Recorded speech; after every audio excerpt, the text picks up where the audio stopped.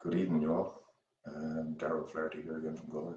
I was intended to do this on my new YouTube channel, which is DOFLA10011, but I can't figure out how to do the go live. It says I have to wait 24 hours. So anyway, I'll do it here.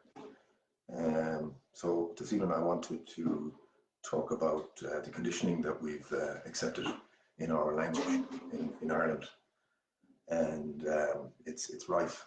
We've been forced to adopt not only new words, but new definitions of old words. So I intend to make a series of videos dissecting this false logic that has been imposed on us. The first term I wanted to talk about was multiculturalism. And we actually don't need to go past the word multiculturalism to see that it is a supremacist ideology. But I do want to go one step further with it. Just so that you'll be able to the worldview of these genocidal maniacs, basically. Multiculturalism is the only ideology relating to cultural interactions that pretends to tell every single person in every single culture how they must relate to each other. If that's not supremacist, I don't know what is. The supremacist multiculturalists insist that we must use their ideological framework in all our cultural interactions. It disenfranchises cultures by telling them that they cannot relate to each other on the terms that they choose, and that they must use the multicultural framework that they have decided to enforce on everybody in every culture all over the world. Ask a multicultural supremacist to explain some of the problems that using multiculturalism creates. They won't be able to think of a single problem. Usually they wouldn't be able to think of a single problem associated with their worldview of multiculturalism. And a person who cannot think of a single problem with their view on a topic is called a fanatic. That's the definition of fanaticism. So we all know what happens when you reject multiculturalism. You're called names. You're like a racist or a xenophobe. They will come after your job. They may even come after your family. But by going after your job, what they're actually doing is enforcing the old Stalinist tactic of enforcing famine on his enemies. So what they're doing is they're trying to cut off your source of income so that you and your family and your wife end up on the street starving. That's what happens in this country. It's when you have no job, you have no home. So that's what they're doing. They say it's new communism, but actually they're using the identical tactics that Stalin used by enforcing famine on anybody who disagrees with the ideology of multiculturalism. So I would like to say to those multicultural supremacist fanatics, we in Ireland have been integrating the world's cultures in our culture for millennia. And you can shove your multicultural supremacy where the sun doesn't shine. There you go. I would also like to look at another claim these multiculturalists make, which is that diversity is our strength.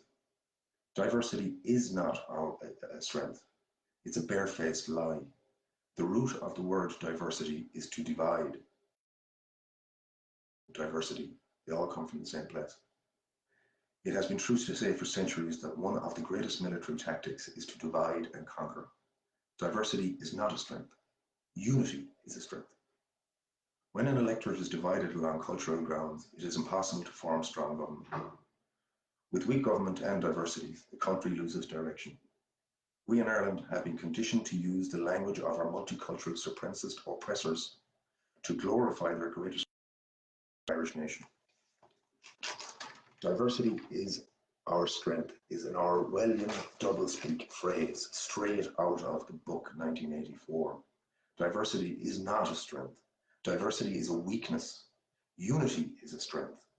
And don't forget the other phrase, a few bad apples spoil the bunch. Another truism that we don't hear much of anymore. Another piece of conditioning that has been brought to us by our multicultural supremacist overlords is the idea that the Irish people have no right to decide what happens on the island of Ireland. I know it sounds crazy, but that's what they're doing. I've noticed that multicultural supremacists have of late been equating the territorial claim of the Irish people on the island of Ireland with racism. So we have to be very unequivocal when we counter this. This is sedition. This is treason.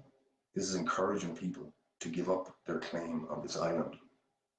The Good Friday Agreement was only possible because the Irish people held a referendum and decided to give up their territorial claim on the north of Ireland.